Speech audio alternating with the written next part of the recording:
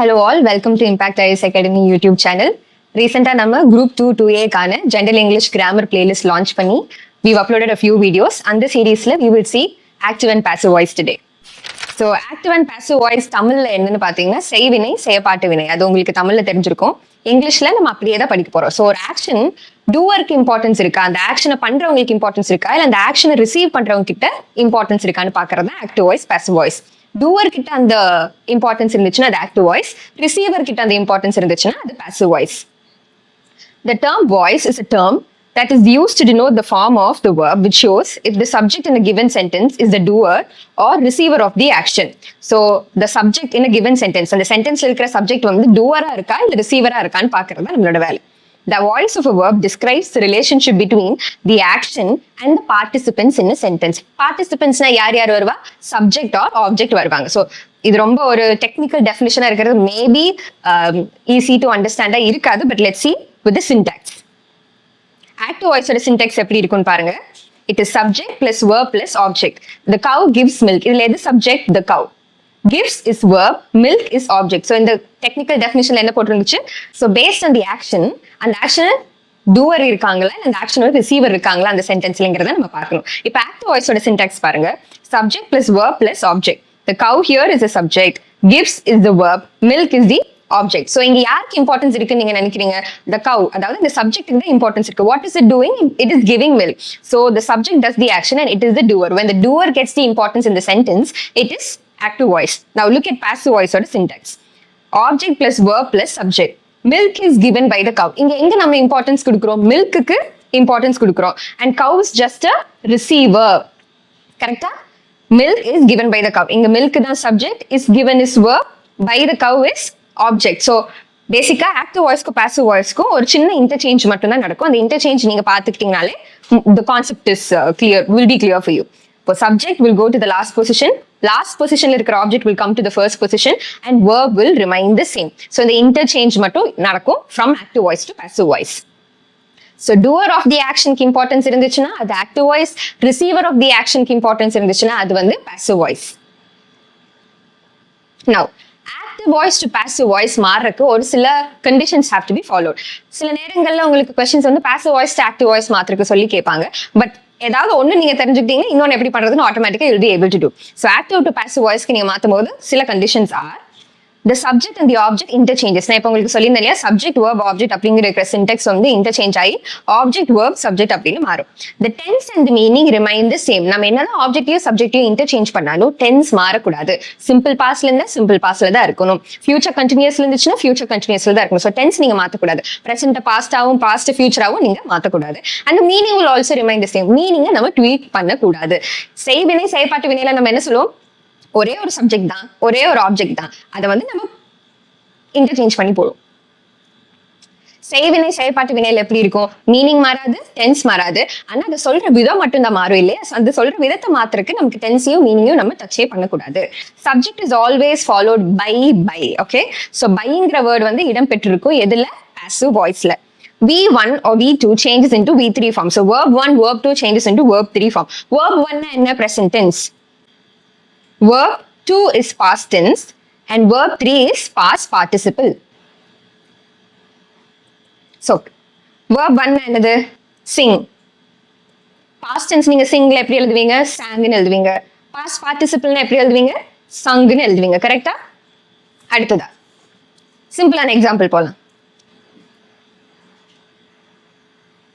eat, ate, eaten. So verb 1 இருந்தாலும் verb 2 இருந்தாலும் நீங்க passive voiceல மாத்தும் போது எப்படி மாத்தணும்? verb 3 மட்டும் தான் மாத்தணும். So verb 1 verb 2ங்கறத நம்ம verb வச்சு தான் கண்டுபிடிக்க முடியும். And thereby tense you can identify. அடுத்த condition is be accompanies will or shall. Will or shall எங்கெங்கெல்லாம் இருக்கோ, அதாவது active voiceல will or shall இருந்துச்சுன்னா passive voice நீங்க மாத்தும் போது be will accompany will or shall. அடுத்து been accompanies has, have, had. active voiceல has, have, had இருந்துச்சுன்னா passive voiceல அதை நீங்க மாத்தி எழுதும் போது been வந்து will be accompanied by has, have and had. So these are the conditions that you have to keep in mind when you are changing a sentence from active voice to passive voice. So in the interchange of active voice to passive voice நீங்க புரிஞ்சுக்கிட்டீங்கன்னா passive to active also will be easier only. Now, நமக்கு தெரியும் there are 4 types of sentences. First is assertive, imperative, interrogative, exclamatory. இந்த 4 types of sentencesல எந்தெந்த sentencesல active to passive மாத்திரக்கு வாய்ப்பு இருக்கு அப்படின்னா assertiveலயும், imperativலயும், interrogativல மட்டும்தான் அந்த ஆப்ஷன் இருக்கு. exclamatory sentences உங்களால மாத்த முடியாது. So, exclamatory sentences பத்தி நம்ம பார்க்கவே மாட்டோம். இந்த assertive, imperative, interrogative, exclamatory sentences பத்தி நம்ம இந்த வீடியோல பார்க்க மாட்டோம். Simple, continuous, perfect and perfect continuous, these are the kinds of tenses, correct? இப்போ presence-னா அது கீழ இருக்கிற sub categories simple presence, present continuous, present perfect continuous. இந்த மாதிரி இருக்கிற 4 kinds-ல எந்த இதுல active to passive மாத்த முடியாத மாத்திரக்கான வாய்ப்பு இல்ல அப்படின்னு கேட்டீங்கன்னா perfect continuous-ல அந்த வாய்ப்பு இல்ல. You can change in simple, continuous and perfect forms-ல. Now, let's move on to the examples. First on the present tense. நான் ஆல்ரெடி சொன்ன மாதிரி present simple presentல நமக்கு வாய்ப்பு இருக்கு, present continuousல வாய்ப்பு இருக்கு, present perfectல வாய்ப்பு இருக்கு, but present perfect continuousல you cannot change an active voice into a passive voice. So first one is simple present tense. Simple present tenseல என்ன? Am, is, are plus verb 3. So verb 3 நம்ம already பார்த்துட்டோம். Simple present tenseனால நான் உங்களுக்கு Concorde வீடியோல நம்ம படிச்சிருப்போம் இல்லையா, எந்தெந்த மாதிரியான verbs எந்தெந்த tenses-க்கு யூஸ் பண்ணுவோம்ட்டு. நீங்க இந்த வீடியோ தான் ஃபர்ஸ்ட் பாக்குறீங்க, please go to concord video. அதுல be forms, have forms, do forms verbs எல்லாம் டிஸ்கஸ் பண்ணிருப்போம். அதை பார்த்துட்டு வாங்க, you'll get a clear understanding of this. So simple present tenseனாலே am, is, are use பண்ணணும். Now see the sentence. His behavior, இதுதான் subject. Vexes, verb. Me is the object. Vexes பாருங்க, yes is added. கரெக்டா main verb-க்கு yes add பண்ணா அது present tense. And இது singular present tense. இப்போ நீங்க அதை மாத்தும் போது எப்படி மாத்தணும்? me தான் வந்து ஃபர்ஸ்ட் வந்துரும். அப்ப me வந்து will you start a sentence with me? No. அந்த me ஆப்ஜெக்ட்ல இருக்கிற me சப்ஜெக்ட்ல வரும்போது it becomes I am. So I am. Vexes வந்து நீங்க வந்து அப்படியே அதே டென்ஸ்ல மாத்தணும்னா is vexed அப்படின்னு மாத்தணும். Okay, is vexed by his behavior. As I told you already, one of the conditions is the subject is always followed by. இதுல என்ன subject இது? His behavior தான் subject. So his behavior நீங்க தூக்கி passive voice-ல மாத்தும் போது his behavior will be followed by. I am vexed by his behavior. She pens beautiful poems. She pens beautiful poems. இதுல எது subject? She is the subject here. Pens is verb. Beautiful poems is object. So இப்போ நீங்க மாத்தும் போது beautiful poems தான் will begin the sentence. Beautiful poems are penned by her ன்னு இருக்கு. இங்க பாருங்க she இருக்கறனால நம்ம pens யூஸ் பண்ணோம். She is singular noun. So main verb-க்கு s add பண்ணி நம்ம she pens அப்படின்னு போட்டோம். ஆனா இங்க beautiful poems are plural. அப்ப நம்ம கன்கார்ட்ல பார்த்த மாதிரி whatever the subject is, whatever the nature of the subject is, அதுக்கு ஏத்த மாதிரி தான் நம்ம verb போடணும். அப்ப இங்க இருக்கிற plural subjectக்கு நீங்க என்ன பண்ணணும்? plural verb தான் யூஸ் பண்ணணும். Beautiful poems are penned by her. she வந்து நீங்க அப்படியே she-னே எழுத மாட்டீங்க. கரெக்ட்டா? beautiful poems are penned by she அப்படி நம்ம சொல்ல மாட்டோம். beautiful poems are penned by her ன்னு நம்ம சொல்லுவோம். because the position of the subject changes. இங்க subject positionல இருக்கு, அங்க object positionல இருக்கு. the noun-ஓட position வந்து change ஆயிருக்கு. Now look at continuous tenses. அதே am, is, are அப்படியே இங்க இருக்கு. V3யும் இங்கேயே இருக்கு, verb 3யும் இங்கே இருக்கு. பட் கண்டினியூஸ் குறிக்கிறதுக்காக எந்த வேர்ட் நம்ம யூஸ் பண்ணுவோம்னா being அப்படிங்கிற வேர்ட் நம்ம யூஸ் பண்ணுவோம். Now look at the sentences. You are making a cake now. அதாவது இப்போ you are making a cake. இப்போ அதை அப்படியே மாத்துங்க. You is subject, are making is verb, a cake வந்து object. அப்போ the sentence will begin with the object, கரெக்டா? அப்போ a cakeல தான் வந்து sentence will begin. A cake is use பண்ணுவோம். ஏன்னா கேக்ஸ் கிடையாது, கேக்ஸா இருந்தா தான் ஆர் யூஸ் பண்ணுவோம். இது வரும் ஒரு சிங்குலர் கேக் தான். So a cake is being made by you now. being ஏன் நம்ம இங்க ஆட் பண்ணிருக்கோம்? to denote that this is a continuous tense. and made என்னது? verb 3 form. So verb 3 form கண்டிப்பா வேணும். அதனால verb 3 form நம்ம ட்வீக் பண்ண முடியாது, நம்ம மாடிஃபை பண்ண முடியாது. But to indicate the tense of the sentence நம்ம என்ன பண்ணலாம்? being அப்படிங்கிற அந்த வார்த்தையை நம்ம ஆட் பண்ணலாம். and you is a subject. No, the subject is always followed by you. now நீங்க எங்க வேணாலும் ஆட் பண்ணிக்கலாம். so that's like an adjunct of the sentence. You can add it anywhere. now next sentence பாருங்க. we are cleaning the warehouses. so we is a subject here, are cleaning is the verb, the warehouses is the object. so the sentence begins with the object. the warehouses-ல தான் ஆரம்பிக்கும். weங்கறனால are போட்டுருக்கும், கரெக்ட்டா? இங்கேயும் warehouses plural-ங்கறனால are தான் போட்டுருக்கு. so the warehouses are being cleaned by us. so we வந்து இங்க மாறும்போது us-ஆ மாறிடும், and it will be followed by. and cleaned is the verb 3 form. அதுக்கு முன்னாடி நம்ம being-அ போடணும் to denote the continuous nature of the sentence. அடுத்ததாக perfect form. has or have been நம்ம பார்த்தோம் இல்லையா, have forms of verbs நம்ம பார்த்திருக்கோம். has have மட்டும் தான் present tense க்கு யூஸ் பண்ணுவோம். had வந்து நம்ம past tense க்கு தான் யூஸ் பண்ணுவோம். has singular க்கும் have plural க்கும் யூஸ் பண்ணுவோம். they வந்து plural subject, அதனால plural have verb யூஸ் பண்ணப்பட்டிருக்கு. they have completed. They have completed is the verb, the task is the object. அப்போ the task ல இருந்தா sentence ஆரம்பிக்கும். The task has been completed by them. So இங்க have போட்டிருக்கோம் ஏன்னா they இருக்கு. இங்க has போட்டிருக்கோம் because task is a singular subject. It's not task. Yes இல்ல. Task. Singular noun. And already இந்த conditionல சொன்ன மாதிரி has, have, had active voice இருந்துச்சுன்னா நீங்க passive voiceல மாத்தும் போது beenங்கிற வார்த்தை will follow has, have, had. அப்போ the task has been completed is the verb 3 form by them. The dog has caught the ball. The ball has been caught by the dog. I hope you're clear with the present tense. We will now move on to past tense. Past tense க்கும் அதே syntax தான். இங்க am is are plus verb 3. Past tense ஓட simple க்கு was or were plus verb 3. So simple past tense க்கும் அதே syntax தான். Simple present tense க்கு என்ன இருந்துச்சு? am is are plus verb 3 இருந்துச்சு. Past tense க்கு was or were plus verb 3. I ate an apple. I is a subject here. Ate is verb and apple is the object. So the sentence will begin with the object. An apple was eaten by me. Was எது குறிக்குது? இங்க was or where தான் use பண்ணும். Apples கிடையாது, apple தான். So was eaten. நான் already சொல்லியிருந்தேன் இல்லையா, eat, ate, eaten. அதுதான் verb 3 form. I என்னவா மாறிடும்? மீயா மாறிடும். by மீயா மாறிடும். Next sentence பாருங்க. My grandmother subject painted verb those portraits object. The sentence will begin with the object. Those portraits were painted. ஏன் where was நம்ம யூஸ் பண்ணல? Because portraits are not singular. Those are plural. So where use பண்ணிருக்கோம்? Were painted by my grandmother. By வந்துருச்சு, where வந்துருச்சு. Now continuous tense பாருங்க. அங்க am or is or are plus being plus verb 3. இங்க was or were plus being plus verb 3. You were answering the questions brilliantly. You subject were answering. ing இருக்கு பாத்தீங்களா, continuous tense குறிக்கிறது verb. The questions object, brilliantly is adjunct. So இது நீங்க எங்க வேணாலும் add பண்ணிக்கலாம். இப்போ நீங்க எப்படி மாத்தணும்? Object comes first, then verb, then subject. The questions were brilliantly answered by you னு போடலாம். இல்ல the questions were answered by you brilliantly நீங்க கடைசியாவே ஆட் பண்ணலாம். So brilliantly is an extra word. You can add it anywhere. So the questions and the object இப்ப சப்ஜெக்டா மாறிடுச்சு. நம்ம were use பண்ணிருக்கோம் ஏன்னா questions plural answered by you. He was, he subject. He வந்து சிங்குலரா இருக்கனால was use பண்ணிருக்கோம். He was cleaning verb the warehouses.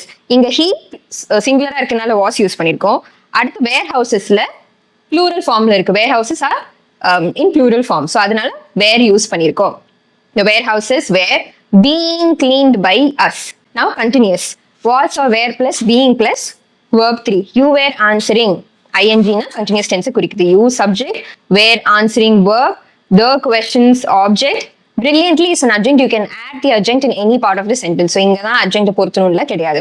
The questions were correction here. The questions were being brilliantly answered by you. So questionsக்கு pluralா இருக்கனால நம்ம were verb use பண்ணிருக்கோம். plural verb use பண்ணிருக்கோம். நம்ம ஏன் being போட்டிருக்கோம்? Because the original sentence is in continuous tense. So அதனால being போட்டிருக்கோம். Being answered. Answer is a verb 3 form by you. He was cleaning the warehouses. இங்க பாருங்க, இங்க he சிங்குலர் சப்ஜெக்டா இருக்கனால சிங்குலர் verb was யூஸ் பண்ணிருக்கோம். இதே passive voiceல பாருங்க, the warehouses pluralல இருக்கறனால நம்ம were யூஸ் பண்ணிருக்கோம் and not was. So sentenceல இருக்கிற அதே verb தான் நீங்க எடுத்து போடணும்னு நினைக்காதீங்க. கன்கார்டன் ஞாபகம் வச்சுக்கோங்க.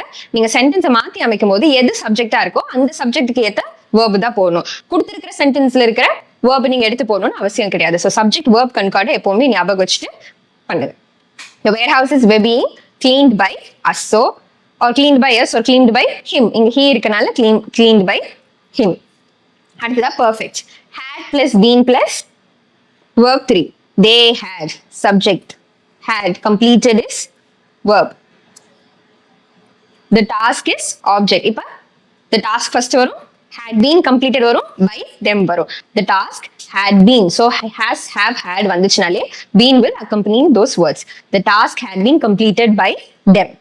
Malini had bought a colorful hat for her daughter. So some of these sentences are taken from the SERT books, Tamil Nadu textbooks. In there, 10th standard page number 15 after your first unit in the idhil irukra sila sentences la irukku. So you can go check it out and then work out those questions.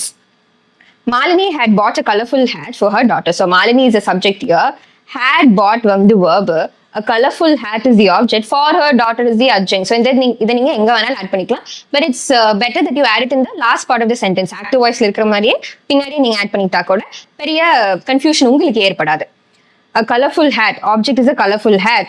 Had been. Had bought in தானே இருக்கு. So அப்ப had வந்துச்சுனாலே been add பண்ணும். So had been bought by Malini, by the subject Malini, for her daughter. So for her daughter is the adjunct. எங்க வேணாலும் add பண்ணலாம். But it's better that you add like how it is in the given sentence. Now moving on to future tense. Mostly in the continuous future tense it is very unusual.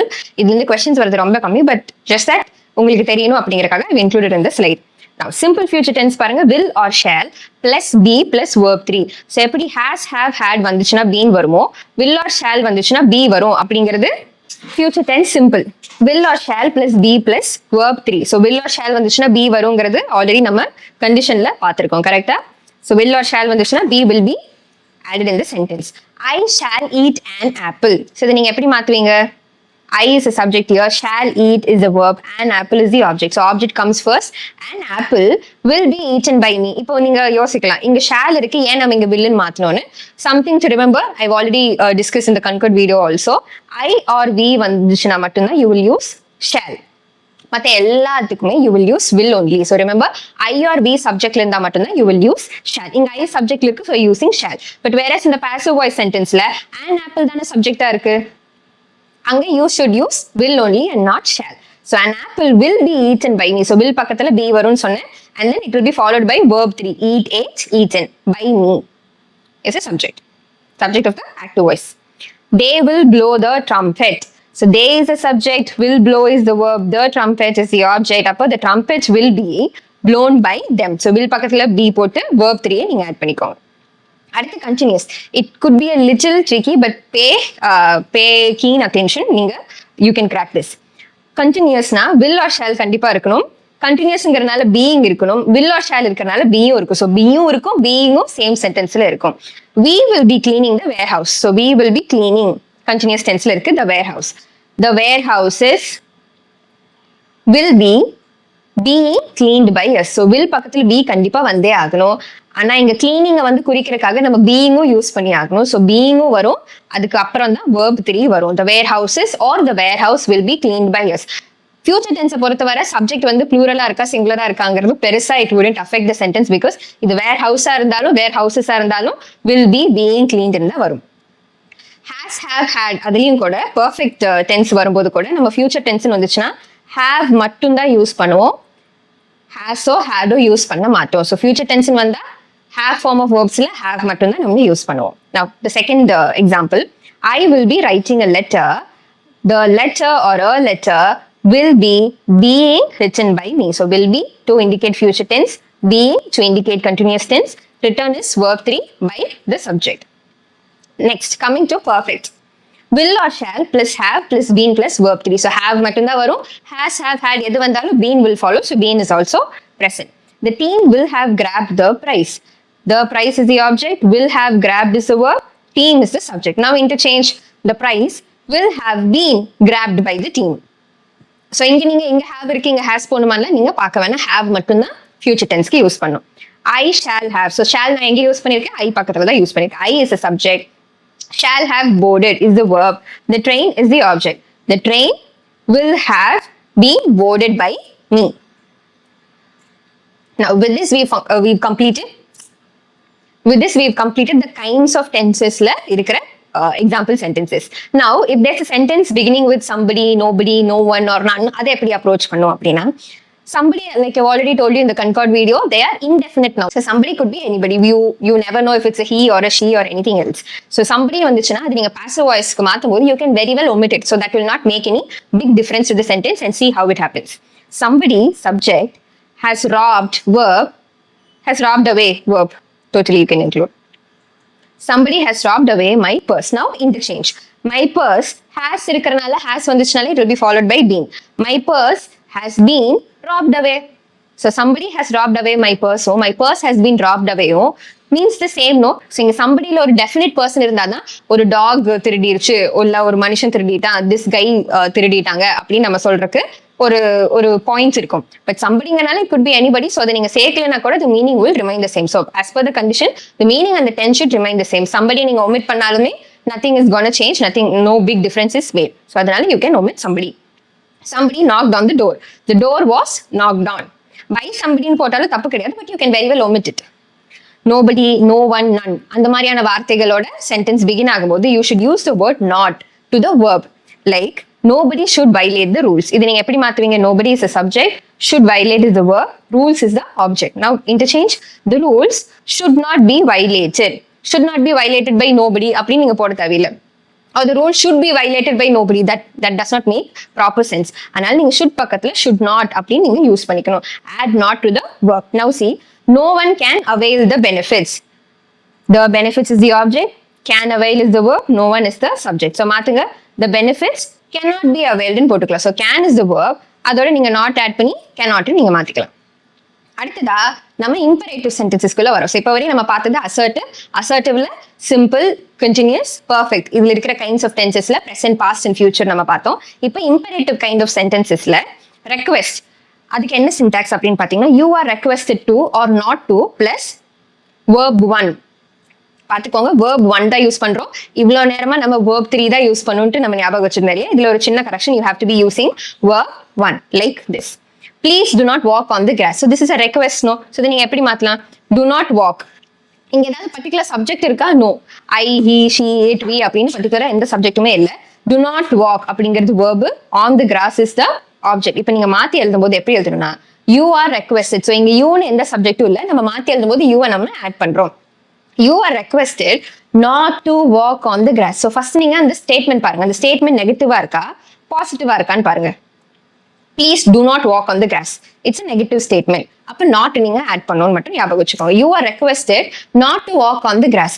Also keep in mind, you are not requested to walk on the grass ன்னு போடக்கூடாது. You are requested is the syntax. அதுக்கப்புறம் either to போடணும் இல்ல not to போடணும். Not to எப்ப போடுவீங்க? Negative கண்டிஷனுக்கு. To எப்ப போடுவீங்க?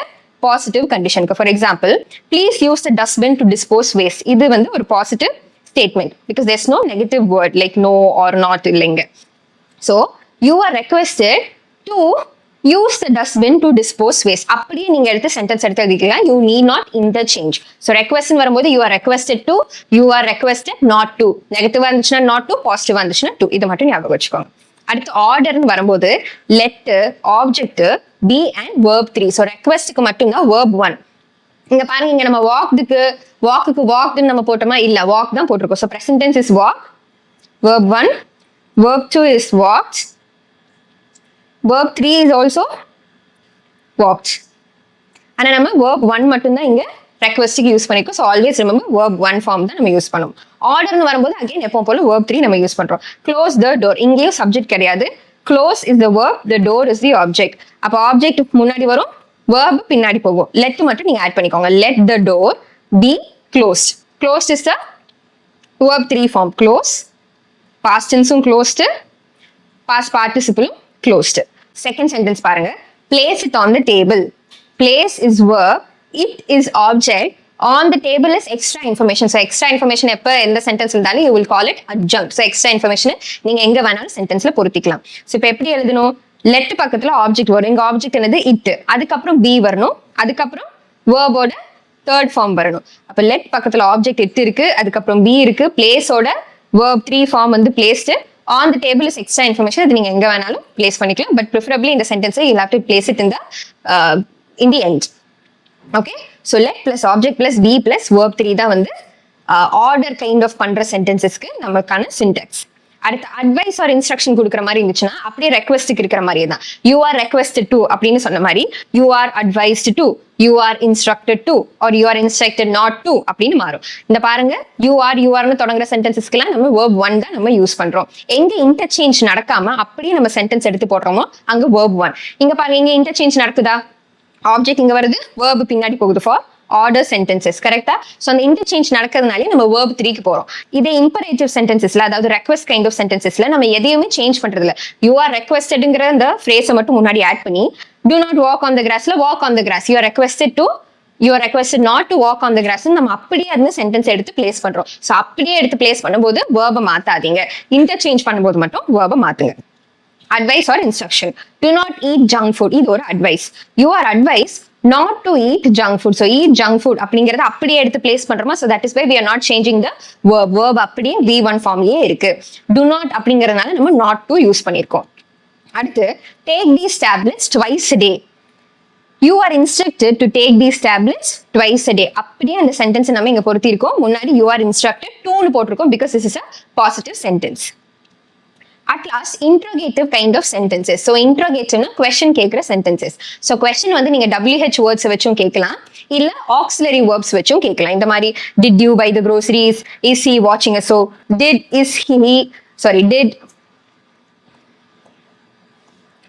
இந்த மாதிரி did, is, has இதெல்லாமே auxiliary verbs. அந்த concord வீடியோல this was dealt in detail.